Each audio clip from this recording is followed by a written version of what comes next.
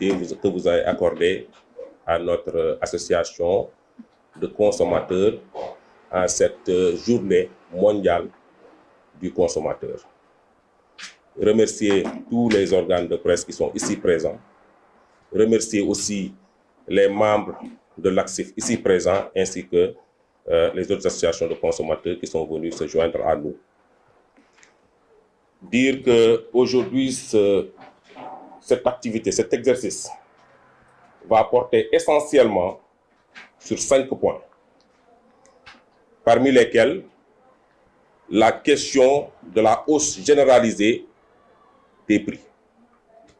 Vous savez que des concertations au mois de septembre 2022 ont été lancées par le président de la République pour lutter contre la cherté de la vie.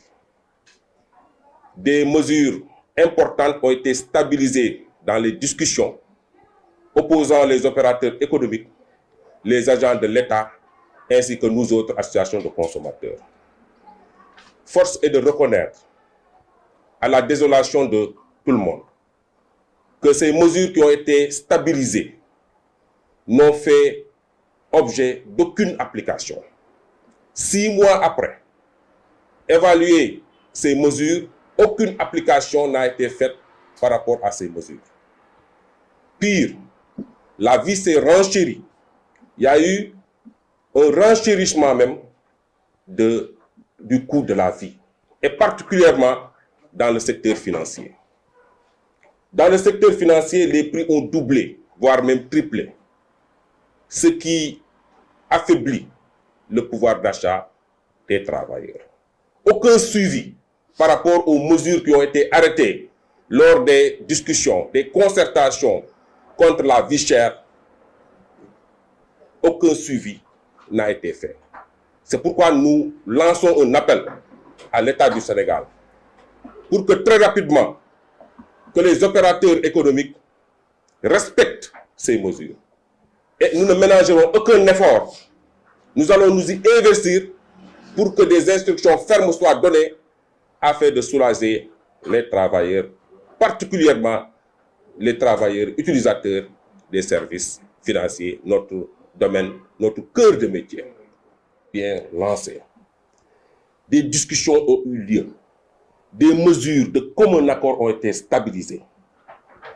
Mais l'État, qui avait organisé ces concertations et qui doit faire appliquer les mesures de baisse, ne fait absolument rien pour l'application de ces mesures. Les associations de consommateurs aujourd'hui sont désarmées.